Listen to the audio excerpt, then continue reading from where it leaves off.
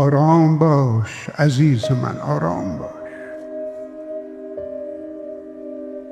آرام باش عزیز من، آرام باش. حکایت دریاست زندگی.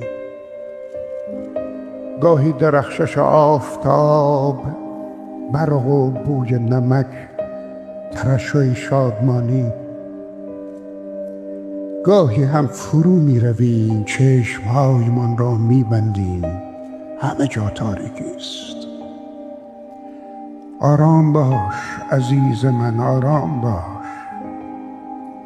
دوباره سر از آب بیرون می آوریم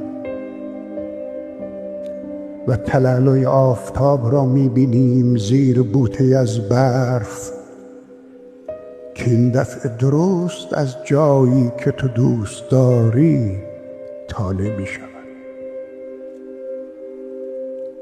صبور مثل درختی که در آتش می سوزد و توان گریختن ندارد.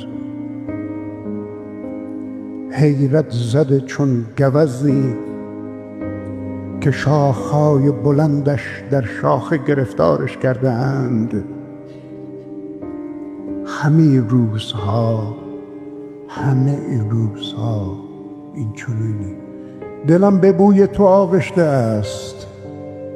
سپید دمان کلمات سرگردان برمیخیزند و آلوده دهان مرا میجویند تا از تو سخن بگویم.